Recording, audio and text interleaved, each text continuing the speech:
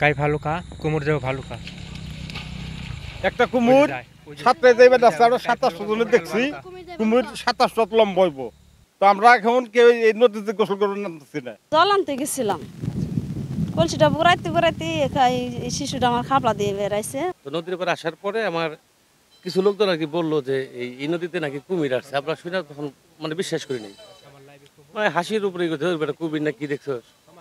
তো তার পরের দিনই এই 2-3 জনে দেখছে, দেখার পর ভিডিও করছে, ওই ভিডিওটা আমার কাছে আছে। তো ওই কুমির আসার পর থেকে মানুষ এখন একটা আতঙ্কের মধ্যে আছে। এই মানুষের কিছু হাঁসটা সেগুলো মানে খাইছে, এগুলো দেখছে, নিজে পাটনিতে ছিল যখন, তখন ওই তারা নিজের স্বচক্ষে দেখছিল যে তাদের সামনে থেকে মানে দূর থেকে আর কি সামনে থেকে দেখছে যে হাঁস খায়, হাঁস নিয়ে দিতেছে। এখন হলো এই নদীতে মানুষ জীবিকা নির্বাহ করে অনেকভাবেই, মাছ মেরে খায় জেলেরা। তো এখন সেই মাছ মারাটা বন্ধ করে তারা এখন নদীতে আসে না। এই নদীতে অনেকেই গোসল করতে, বলি গ্রামের ম্যাক্সিমাম মানুষ গোসল করতে এই নদীতে। এখন ভয়ে এই মানুষরা বড়রাও আসে না, ছোটরা তো আসতে দেয় না ওদেরকে। তো আমরা চাই অতি দ্রুত বন বিভাগের কাছে বা প্রশাসনের কাছে আমাদের উদাত্ত আহ্বান থাকবে এই আতঙ্ক থেকে যেন আমাদেরকে অতি দ্রুত একটা মুক্তির পথ বের করে দিতে পারে এবং এর একটা সুন্দর সুরাহা করে দিতে পারে।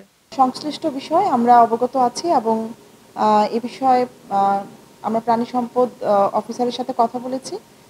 উনি প্রয়োজনীয় ব্যবস্থা গ্রহণ করবেন বলে আমাদের জানিয়েছেন।